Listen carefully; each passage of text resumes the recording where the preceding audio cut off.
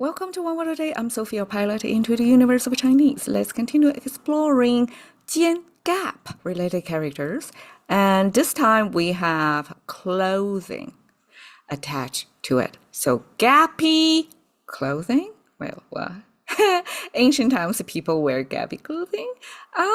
Well, here it actually means pleat. It means calculated spacing on clothing.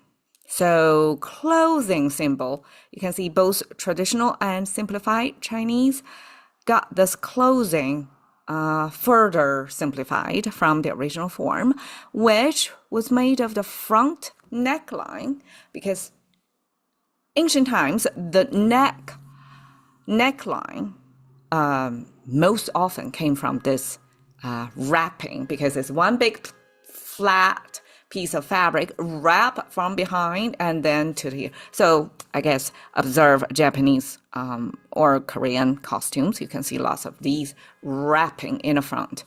And that's the ancient, most common looking neckline. The back here, two versions. One is the pleat on the back. Because human body is a 3D form, right? And fabric is 2D. It's a flat thing. From a flat thing, construct a 3D form, like a form-fitting clothing, like well-fitted. That's, about the tailoring. We have all kinds of techniques. So pleat is one of the technique.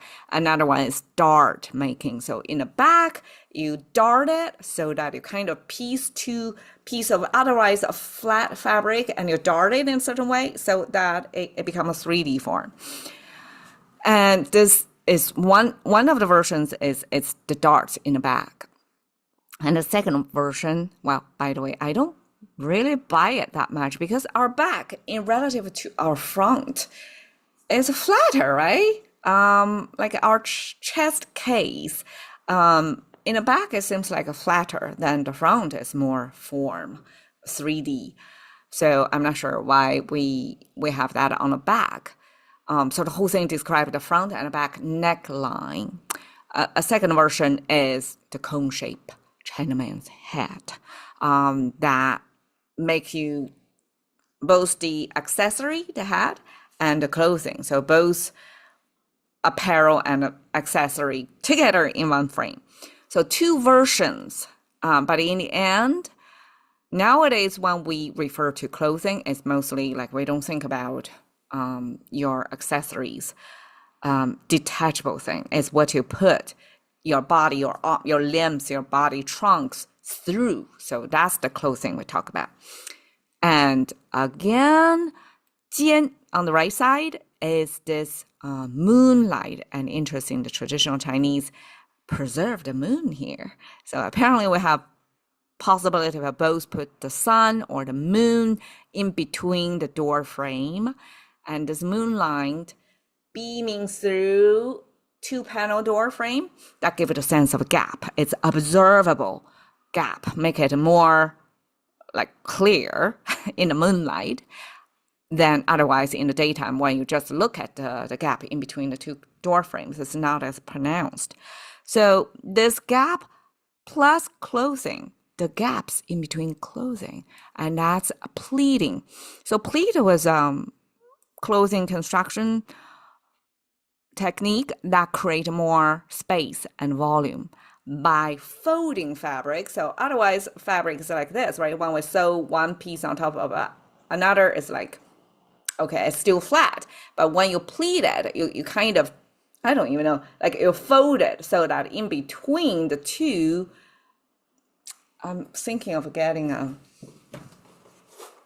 okay, so I hope it's, let's say it's a piece of fabric using tissue paper. And when you fold it, kind of folding this way, right? And then here you see the volume. You have more space in between. Even if on the top you make it flat, but at the bottom you can have more volume there. So that's one way to control otherwise 2D form fabric, make it into 3D volume to give volume. That's pleat. And we have zhe, jiǎn. So both of them is third tone. So, okay, in the beginning, when we're talking about 尖 gap, it's a flat tone. And when we want to add action to it, it's 尖. So I'm like, what's the third tone doing here? It turned out this third tone comes down and up, give you the sense of repetitive motion. It's not just one way, one act and done. It's repetitively, just like pleating, right? When you pleat, you have to fold the fabric multiple times to create a pleat. And it can be regional or all around pleat. And 折件 are two types of pleating method. I forgot the terminology. I mean, I had my degree in fashion design merchandising, so I've sewn stuff, not good at it yet. So this 折 is more like you don't pleat, like pleat, you have to make the top of the fabric flat.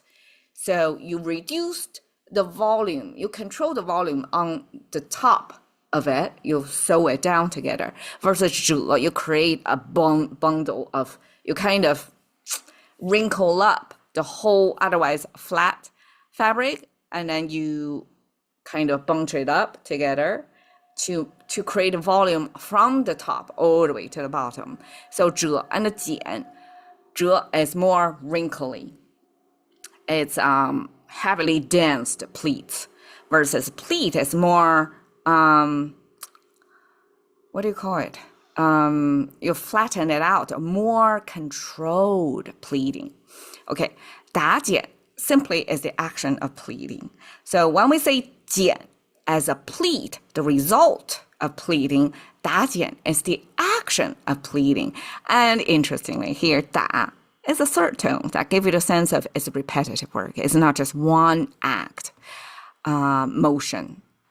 One motion act. Okay, 剪裙 裙 is the type of skirts.